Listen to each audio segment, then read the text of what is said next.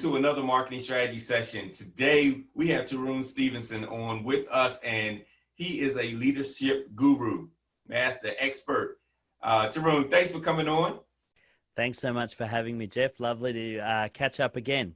Yes, we had a great talk the last time when we were talking about different things in marketing and business. And today, we're going to talk about leadership. And you've been basically helping leaders across the world build their leadership teams and understand how leadership works. And I mean, all of us are born to feel like we're leaders, but I think that some of us can use a little bit of help when it comes to leadership. I know I can. Well, I think we all can. And, you know, I like to say that everyone's a leader, even if you don't have a title, because you're all leading someone, whether it's your family, your children, your spouse. More than anything, we all start by leading ourselves. Yeah. And so really, I think leadership applies right across the board, regardless of whether it comes with a title or not. Yeah, I mean, and you know, that's a great point. You talk about even if it's leading yourself and starting off. I had a chance to listen to your webinar or your live when you were talking about your lead system. And you started off with leading yourself, having a self-assessment and self-awareness. Tell me a little bit more when it comes to, you know, understanding leading yourself. Sure. Well, look, when I got in leadership, I was in my early 20s. And, you know, I guess like most young aspiring leaders, I really saw it as once I got the position that people would just follow me or go in the direction that I wanted to go. And I very quickly learned that when you're leading people, they're not always willing to go in the direction that you think they should go or that you want to take them. Mm-hmm. And very often it's process of building trust and building influence with those people to actually get them going in that direction. And before you can do that, you really need to understand how you as a leader impact the people that you are leading. A classic example of this is Steve Jobs. When you probably many people know the story of Apple and how he developed it through the 80s. And Steve Jobs, the innovator that he was, as brilliant as he was pushed out of his own company primarily because he was able to get along with the people that he led. And eventually the people that he led revolted and got rid of him. And it wasn't until much later where he came back to Apple, and I think he came back as a different type of leader where he still was innovative, but he learned how to empower people and bring them along on the journey. And so really one of the first keys to leading other people effectively is learning to understand how you behave and how your behavior affects other people. If you can't lead yourself, forget about trying to lead other people. Now, that's an interesting story. You know, getting fired from your own company. I know that's a little bitter, a big pill to swallow. And it's amazing how well his PR team did with him, because we all know Steve Jobs as this very nice, holistic, loving person based on the Apple imagery that they have of him until you saw the documentary. When you saw that's right. Know, afterwards, you're like, wow, he wasn't nice at all, you know, in those documentary notes. But, you know, his PR team did a great job of making it seem as if he was just this, I guess you would say, flower power type. Everybody love everybody. We just all here to love each other. So in marketing, if you're not a very loving leader, have a good PR team. You need to have a great PR team. Yeah, well, absolutely. I mean, he certainly managed to put a good spin on it. And, you know, most people weren't aware of that until, you know, the movies and the books started to come out. But I think that's true of a lot of leaders we see as their stories have been told in hindsight. You saw that with the movie about the founder of McDonald's, Ray Kroc. You know, he's always been used as an example of an inspiring leader, but you know, he was a bit of a jerk to the people that he worked with as well. And so I think there's that other side that we have to be aware of, is the legacy that we leave is really how we treated people and how people remember us. I think that's far more powerful than the things that we build when we're leaders. And sometimes as leaders, we get very focused on what we're building and forget that the people that we impact along the way are the ones that will remember our legacy. That's true. And, you know, it's amazing, especially when it comes to leadership and you have different leadership styles. And, you know, we see the ones that are very, I would say, creative and open. And they're more of the everybody come in, everybody's opinion matters. We're a team. Let's do all this together. I am a teammate, not just your boss in a sense. And then we have those that are the more stern, shrewd businessmen. I don't care about you missing time with your family. I don't care about this. We need to get the bottom line, you know, met. And by any means necessary, you know, grind, grind, grind. If not, you're fired. You know, I would say probably the Donald Trump approach, where it's the tyrant and you're fired and you know, high pressure leadership. You know, how do you find out the balance? Because at the end of the day, when they make the movie about you, they make it about your success. I mean, nobody interviews a leader of a failing company, you know. So it's a successful company, and they show the two different types of leaders: the hard nosed and the very, I guess you would say, family oriented, nice type. And both are so far on the different ends of the spectrum. It's kind of hard to say what type of leader should I be? How can I find my inner leader? Sure. I think you make a good point where you say that both far ends of the spectrum, both styles of leadership have their merit in certain circumstances, but anything on a far end of the spectrum always has limitations. And, you know, if you can't be as a leader, you can't always be popular, you can't always be liked, you can't always be everybody's best friend. It's sometimes you make difficult decisions that will not make you popular and people won't like you.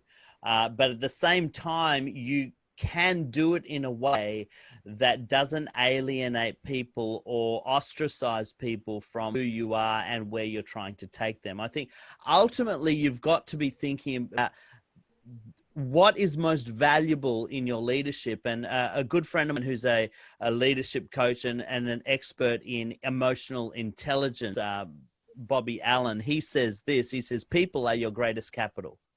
When we put things and targets and finance over people, that's when leadership becomes toxic.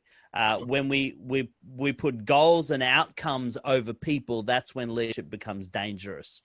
And we've always got to keep in the forefront of our mind, whether we are pushing our teams, whether we are being the decisive leader or even having to make unpopular decisions, we have to be able to take a step back and say, okay, where is the cost for my people in all of this? Okay. And it can't always be about outcomes, but it's a balance between the two for sure.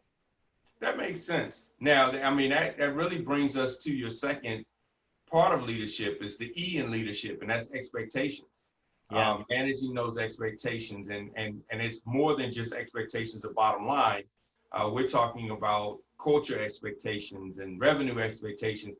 How do you become a better leader and setting expectations, not only for yourself and your executive team, but also for your overall company, your overall team? Yeah, well, look, one of the key reasons for anybody becoming stressed or angry is unmet expectations. Okay. And we all experience this. We all approach life with a set of expectations of how the outcomes should be, how people should treat us, how the resources should be utilized in our context. And when our expectations are not met, it causes frustration within us, and that often leads to anger or stress. And this is true of leaders, this is true of team members. Where teams become fractured or dysfunctional, or where leaders become ineffective, is when the expectations haven't been communicated clearly. Okay. As human beings, we enter every relationship with the question of, where do I stand in this relationship? What are the boundaries on how I should interact with this person and how I should behave around this person? And so if the leader hasn't taken the time to communicate, one, you said culture, so you've got to be able to communicate the mission, vision, and the values of your organization that guide the way people behave and what we focus on as a team. But you've also got to communicate the expectations of individual performance. When I ask you to do this task, this is what it looks like if it's done to my expectation. Okay. If we can't communicate that clearly, what ends up happening is people will perform the task or the outcome according to what they think is acceptable. And it may or may not be right, but if it doesn't meet the leader's expectation, that's where frustration comes in. I remember working for a leader a number of years ago, and he had a common habit of when he would inspect the work product that we had produced at his request, he would often come in and say, I don't like it. And when you would probe him and say, well, what is it that you don't like? What did we do wrong? He would say, I don't know. I just know I don't like it. So figure it out and fix it. Well, you know, every time we did something for this person, we were walking on eggshells because we never knew if what we were doing was going to meet his expectation. He would say, go and get this done, but you never knew if the way you were doing it was going to be appropriate. And so what ended up happening, to protect ourselves as a team, we would actually dial back our effort. We wouldn't put our very best into what we were doing because we knew whatever we were doing wouldn't be good enough. Okay. And so we would hold back on ourselves to protect ourselves and just wait for him to come up with what he thought was appropriate. And what ends up happening is you don't get your best performance that way. Your teams end up holding themselves back. Your best performers end up leaving because they can't work under those conditions. And everybody walks around on eggshells because you've got a leader that couldn't articulate what they expected, and the team didn't end up performing the way he wanted, and he got frustrated, and it caused function in the team. So it's really important that you be able to communicate clearly what it is you're looking for. And if you don't know what you're looking for, then you have to trust your team to inform you on that and not hold them to an expectation that's never been articulated. Yeah, being unrealistic with your expectations. I mean, because I've worked in those capacities as well, where you just become gun shy and you do everything to cover yourself. You don't do anything for outcome and results. You just want to cover yourself and keep your job. So absolutely. And it's hard too, on the other end, as a leader, sometimes you don't know what you want, but you know what good looks like in a sense. I mean, you really don't know what you want. And a lot of times, especially when you're being brought on as a outsource or an outside entity, the company doesn't really know what it wants. It just wants certain results to be positive, but they don't really know and can't articulate what they really want. And that becomes a very stressful environment because you're like, well, if you can't tell me, if you don't know what you want, then how am I supposed to know what you want? I mean, here's something that all us probably can relate to. Have you ever been around a person that's like, what do you want to eat? And you're like, I don't know. What do you want to eat? Well, I don't know. Figure it out. And so you're like, well, I don't know what you want to eat. I know what I want to eat, but I don't know what you want to eat. And it becomes a frustrating situation because you're like, I don't know what you want, and I can recommend some things. So you start recommending things. They're like, well, I don't like that. I don't eat that. I don't like that. Then it becomes, well, I can't speak for you. I don't know what you want. And if that person doesn't know, it becomes very frustrating. And it happens the same in business. What do you want the end goal to be? What do you want it to result to? Well, I don't know. How do you want it to work? Well, I don't know. That's why I hired you. Well, here's what I recommend. Nope, I don't like that. Come again. Well, let's try this. Nope, I don't like that either. Come again. And then it becomes, you know what? I don't know. We're just going to throw some stuff in the air, and whatever sparkles that you like, we'll just pick that. Not saying it's going to work, not saying it's not. We're just going to pick something to shut you up, basically. So No, you're absolutely right. And I think as a leader, one of the other things that I would say expectation is we have to manage our own expectations. Yeah. Sometimes you're right. We don't know what we want. We just know what we don't like. Yeah. And so we've got to be willing to manage the disappointment. Our teams don't help us to find what we're looking for. You know, it's Yeah. not their fault because we don't know either. They're trying to give you something, and so you've got to manage your expectations and keep the conversation open. You know, ask questions, ask probing questions. Now, if you're on the other side of that leader, if you're, say, the marketing person that's been brought in, take the time to keep asking questions. One of the questions I like to ask is, okay, can you give me an example of something you absolutely know that you don't want? Yeah. What would it look like if I've completely missed the mark? Well, Oh, wow. at least we can eliminate that. Yeah. And if we can eliminate what you absolutely don't want, then we might be able to get closer to what you do want. And then the follow on from that conversation might be, okay, if money and time were absolutely no obstacle, point to somebody who you think is doing it the way that you'd like to do it.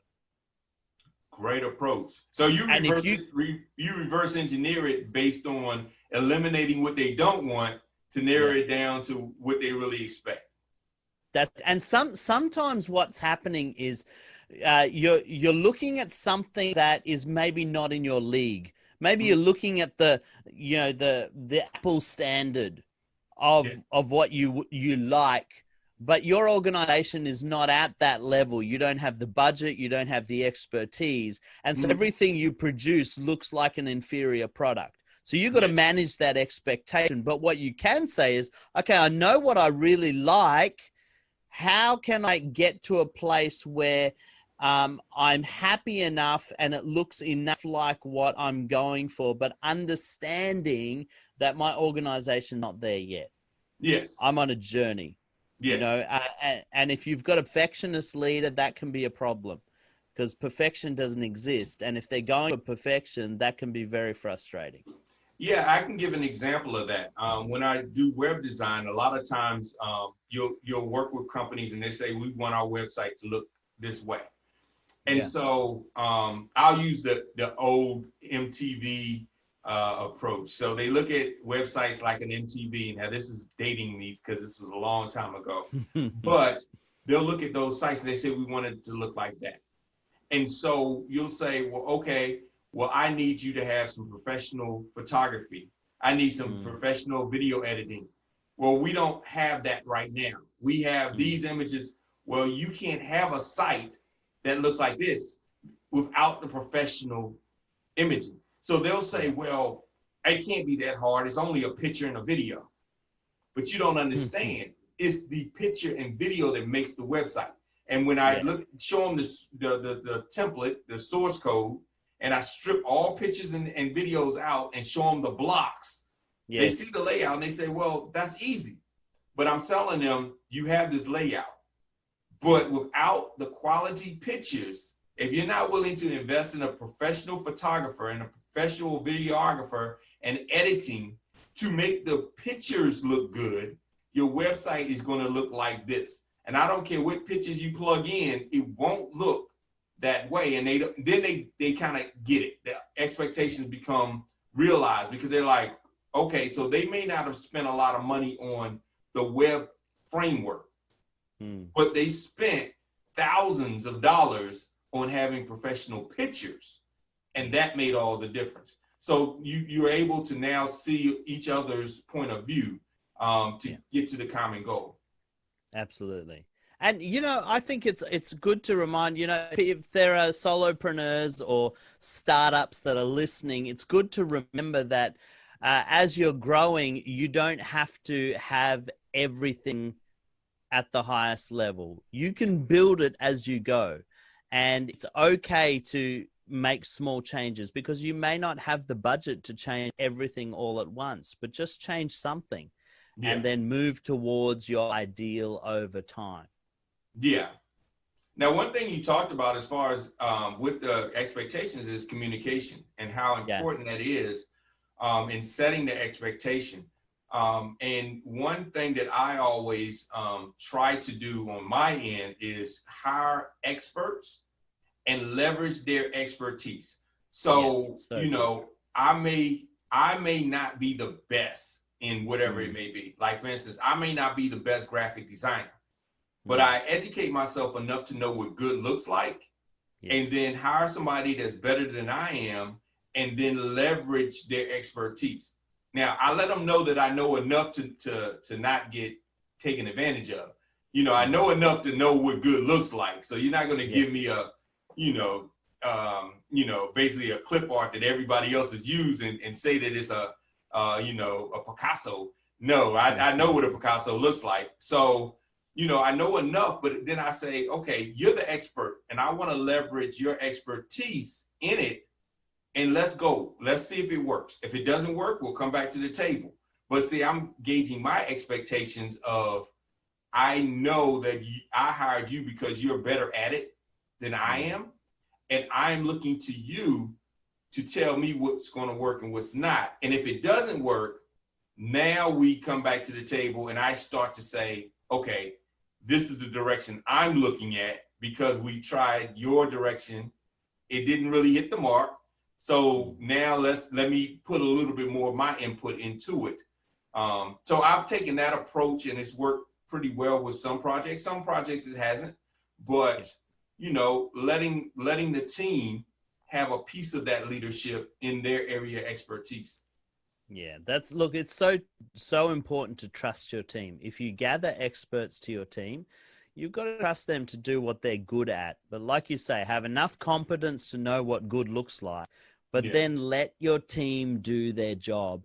If you are always trying to control the process, you're never going to get the best outcome because, no matter how good you are not an expert in everything.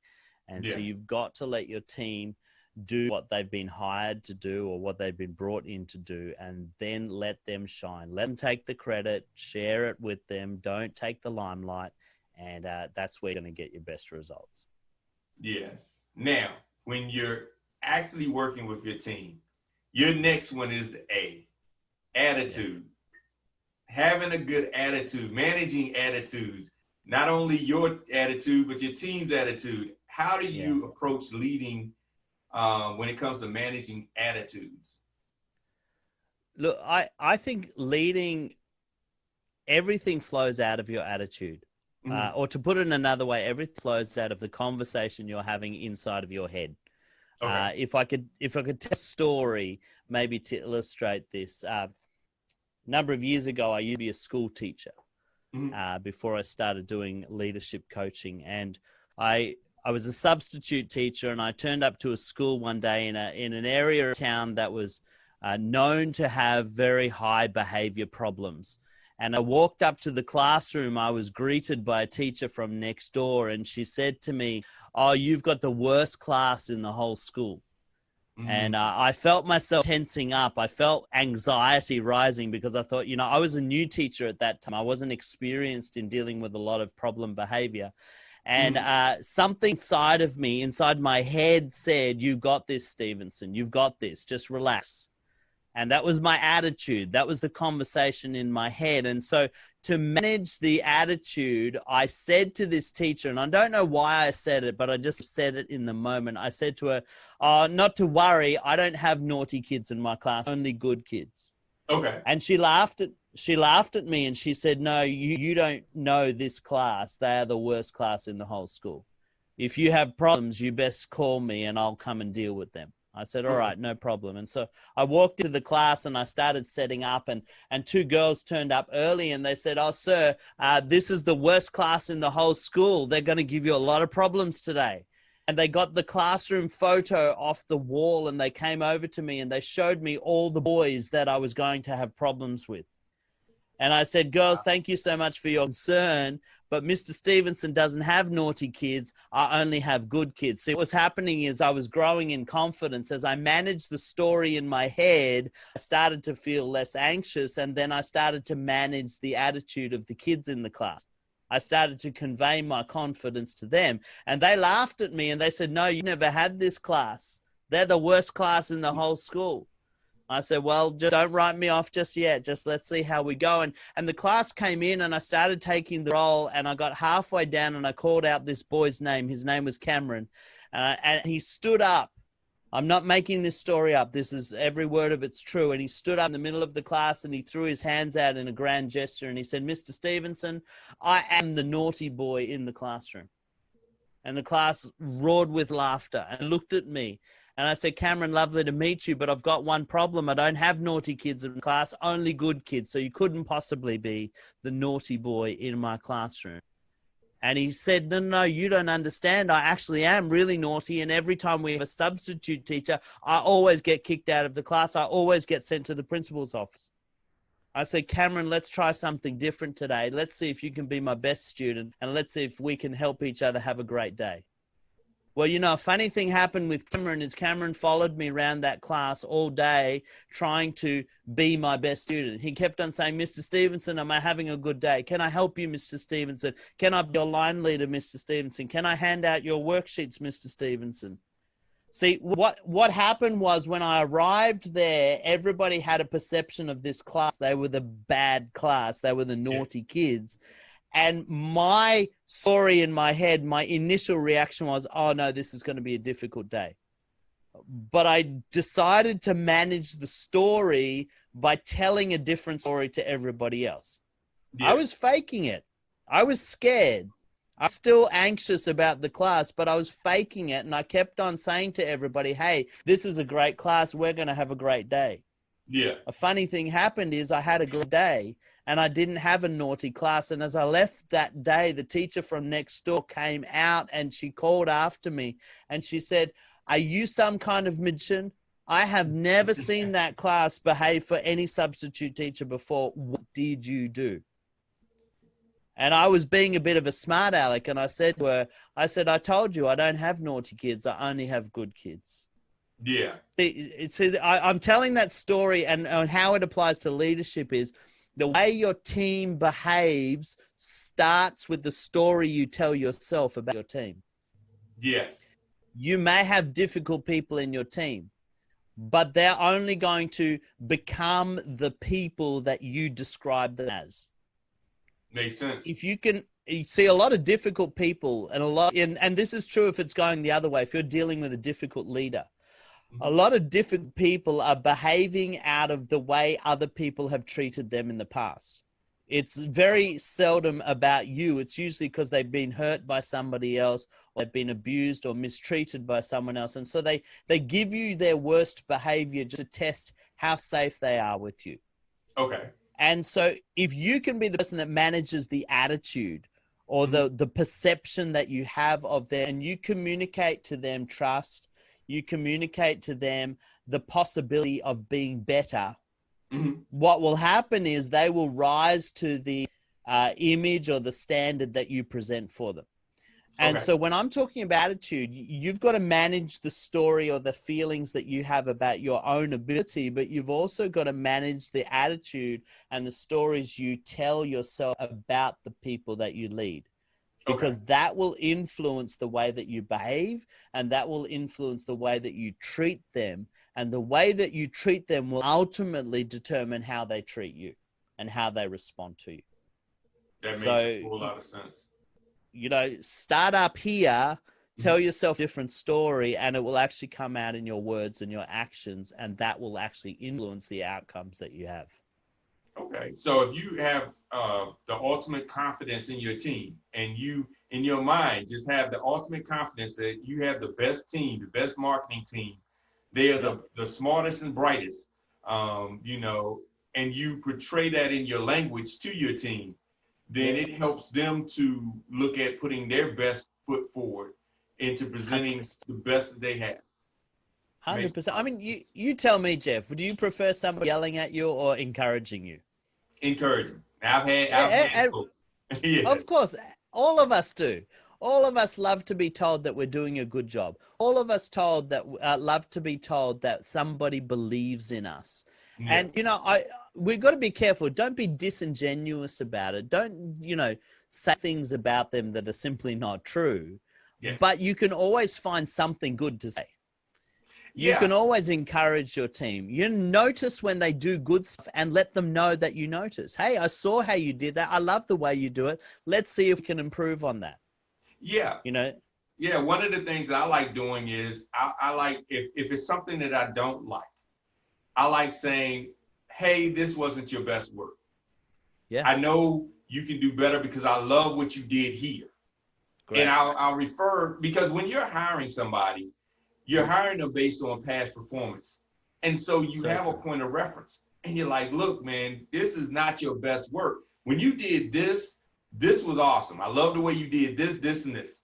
But Yeah, here kind of looked like you weren't at your best. I mean, yeah, here's some things that I noticed. And you start going through some things, this may not have been up to your capability, because now you're putting the ball back in their court to say, it's not that I don't believe in you, it's not that I'm upset with you, but I know that you can do better. And again, it goes back to the attitude of, I know that you can do better, you probably know that you can do better, so yeah. let's look at this again and put it up to your standards. And that always seems to help. But when you start saying, let's put it up to your standards, Mm, then they can do a self-assessment and say, yeah, I didn't really do my best. I can do better, yeah, versus you didn't do up to my standards. yeah, And if they're an expert, they're like, well, I've seen some of your stuff. Your yeah. stuff don't hold a candle to my stuff. So your Mm, standards can't be but so high, yeah, so. yeah. No, you're so right, Jeff. And I think when you have to have those hard conversations, if you can frame it around what their potential is, rather Yeah. than highlighting what their failure is, people are far more willing to rise to that and make the effort to correct or to self-assess in a more positive light. Yes. But but you have to manage that, because sometimes people have reputations that can influence the way that you think about them. And Yes. so you've got to be careful that you don't let those attitudes influence the way that you think about them. Even if they are a difficult person, you've still got to manage the way you think about them, because that will ultimately influence the way you treat them and talk to them. That's true. That is true, because there are certain people will use the same storyline through school, that Mm, go through school looked at as the bad child, but they really aren't. They're really smart. They really want to be good kids, but yeah. situations outside of that environment, that school environment, Mm, is stressful. And if the mm, same situations were in your life, you would react differently. So so it's true. like you're not thinking about everything. You're just saying, well, when he gets here, he's sleepy. Yeah. Well, he may have been up all night, Yeah. because let's say, for instance, he was evicted. Mm, Family was evicted. He was on the street. It was a long night. yeah. He came to school though, because most Mm, people wouldn't even come to school, but he came to school, but he slept in your class because he didn't yeah. sleep all night, because he was on the street trying to figure out where he's going to lay his head next. You don't look Yeah. at that. You just look at, he's always sleeping in my class. And so, when you're starting to look at your team and in marketing, Mm, they may have come from a different environment, and you're mm, not keeping that in mind. Like, for instance, right now, yeah. let's just use the COVID situation, the pandemic Yeah. situation. Yeah. You may say, well, so-and-so didn't make the meetings. They're always not on the calls. They're always da, da, da, da. Well, they may be working remotely, Mm, and something may have happened with the internet connection in their area. You ain't consider that. You're just now all of a sudden in your mind saying that they're not very responsible. yeah. And come to find out, it's not that they're not responsible. Certain situations, or they may have caught the actual COVID, and they were ill. Yeah. They weren't around. They were in the hospital. Something may have happened. But we start looking at, oh well, they're just not a good worker. They're just not Yeah. professional. Yeah. Without even asking what happened. Now, with that being said, like I say, be smart enough to know what good looks like. Because there's been times I've asked, and they said, well, there was a tornado in my area, and and I'm like, if there was a tornado, how are you texting me to tell me that there's a tornado in your area? If you can't get on the internet, how are you communicating with me? Yeah. It's like you're communicating through the internet. So I'm not stupid. Come up with a better excuse. But, understanding that it's all about building a strong relationship, which comes to the D, Yeah. developing strong relationships. Yeah, absolutely. And that's a beautiful segue, Jeff. Mhm. You know, relationships are the bedrock of influence. If Mhm. you can't influence people, you can't lead them. Uh, Yes. Leadership is not about controlling people or forcing them. It's about influencing them. It's about Okay. helping them to Hold up. see the direction. Yeah, go Hold for it. up. I want you to say that again, and I want to pause because this is going to be one of those tips that we're going to cut out and put everywhere. So say that one more time. Leadership is not about controlling people or forcing them to do what you want. It's about influencing them to go in a common direction. Yes. Yes. That is You so can't important. you can't control anybody. You can't change anybody's mind. They have to choose to follow you. And the only way they choose to follow you is if they trust you. Well, Yeah. trust comes from relationship. If you don't take the time to build relationship with your people, Hmm. they won't learn to trust you. And if they don't trust you, they can't follow you. Yes. And so, you know, although it's D as in the fourth key that I talk about, it's only D because it's LEAD and it fits with my acronym. In Yeah. fact, I think relationships should be the number one priority. If you're not building relationship with your people, you'll never be able to lead them effectively. And it's as simple as what you were describing before. You have to take the time to get to know what's going on in their world. You Hmm. know, take the time to step back and say, okay, this person's not performing. Don't immediately jump to the conclusion that they are a bad worker or they uh, are not doing their job properly. Take the time to figure out, you know, maybe they're going through marriage problems. Maybe Yeah. they've got a family member who's gravely ill. You know, maybe their children are having a hard time or they're having financial troubles. You don't know any of those things unless you have relationship with them. People Yeah. won't tell you those kinds of things unless they trust you. But, you know, when you do know that, you can actually be a more empathetic leader. You can Yeah. actually support them. You can help them through it. And those people that you work with will actually become your loyalist team members or your loyalist supporters. Yes. And so it's really important that you take the time to get to know your team as individuals, as people outside of the context of what they were hired for. What are their hopes? What are their dreams? What did they do on the weekend? Who is their family? What do they care about? Because I guarantee you, they don't care about the same stuff you care about. Yeah. They got their own stuff that they care about. And most of them are working for the paycheck. But if you want Yeah. them to go above and beyond, if you want them to do the stuff that really matters, it comes out of relationship. Loyalty comes out of relationship. Yeah. Those are the kinds of workers we want. Those are the kinds of team members we want. But if not prepared to invest in the relationship, all we will get is hired guns. And Yes. everybody knows that hired guns, they do their job and then they leave town, Yeah. Yeah. you know? And the highest So bidder gets the guns. So, that's right. if That's right. somebody else just decides, hey, we'll pay more, they'll jump ship because, like you said, there is no Absolutely. relationship, there's no loyalty. Yeah. So, And look, I would add to this is, you know, we've got to remember that people don't leave organizations, they leave people. yeah. People stay in an organization even when it's a toxic organization because of relationship, and they leave great organizations because of relationships. That's true. And so you've got to remember, it doesn't matter how good your organization is and how well you're paying your people. Hmm. If you don't care about them or they don't care about you, you won't keep them. Simple Yeah. as that, you Yeah. know? Yeah, that makes a whole lot of sense. And then everybody, if they self-reflect of their experiences throughout their professional career, they can identify companies that they love to work at and work with, and Yep. companies that they didn't, and why.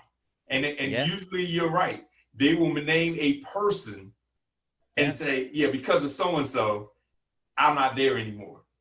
Yep. Yeah. Exactly. exactly. It was either a coworker or a boss why they left, Yeah. you know, and Yeah. it's either a coworker or a boss why they stayed.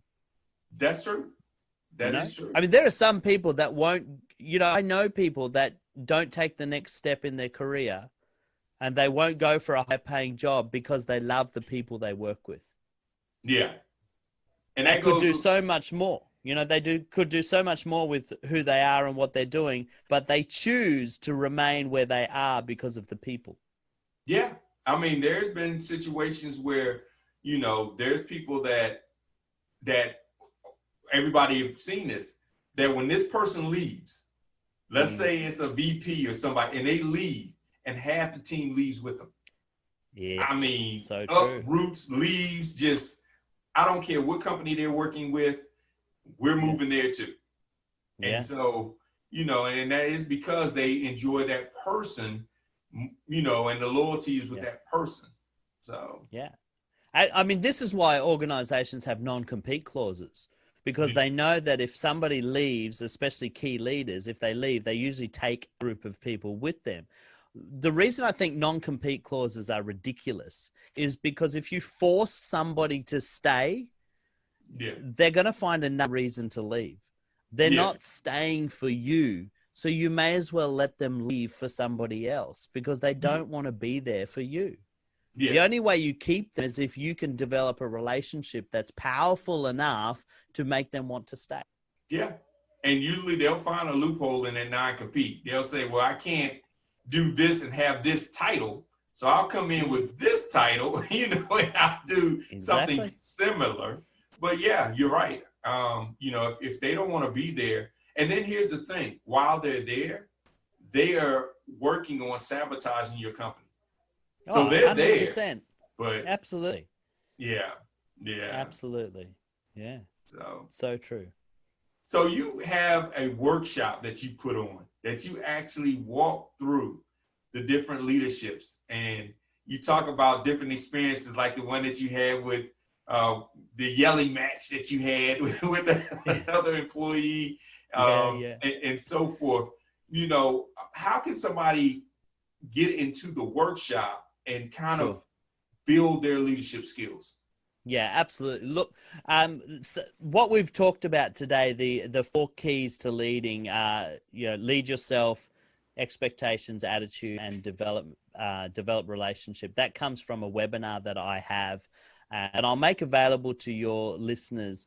I'll send you the link for that, and that's called Lead Like a Boss, and how to lead difficult people without losing it. That's my subtitle. And so it's a 1 hour webinar where I will walk people through some of the keys to how you can lead people, because whether difficult or not, the reality is you're always going to have challenges in your leadership. And this is whether you're leading up, whether you're leading sideways, or whether you're leading down. You've got to deal with complex relationships and challenging relationships. And so that's one of the ways that, I just like to walk people through some skills on how they can improve their leadership. Now, that webinar will also, I do take a bit of time to talk about a course that I run, and that's a 7-lesson video course that I have called Leading for Success.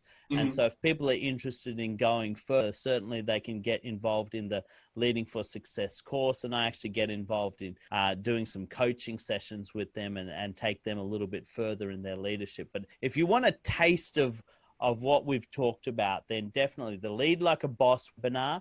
It's absolutely free, and I'll make it available to your listeners so that they can get the link and get onto that. Cool. That is great. So, Turan, thanks so much for being on the call and sharing so much. And it's always a pleasure talking. Hopefully, we can maybe do a partnership of live streams where we talk leadership and marketing and business all the way around, and maybe do a couple of live streams that people can come in and ask their questions. I think that'll be a Jeff, good thing to do. I'd love to do that. And, I think interactive live streams are really where it's at, in the sense of if people can ask questions, we can talk about stuff that people really want to hear. And, Yeah. it's good. I love having these conversations with yourself. But you're right. We need to get listeners involved in the conversation, and it would be my absolute pleasure to do that at a future date. Great, great. So everybody, this has been another marketing strategy session. I do appreciate having Teron on to share his leadership knowledge with us. I've learned a lot because, like I said, being the best leader helps you get the best team, and that helps you get the best results. And I hope that you learned a lot. If you have any questions, feel free to ask questions in a comment area, and we will get those questions answered for you. And then, if you are looking for that live stream that I just mentioned, also let us know. Let us know if you're interested in it, and that'll help us gauge if it's something that the actual audience wants. We don't want to sit in a bubble and say, hey, this is a great idea. We want to know from you if it is a good idea and something that's of value to you. And then if so, we want to bring it to you and help you grow your business. So, once again, thanks everybody. Thanks, Teron. And everybody have the best of success. Great. Thanks, Jeff.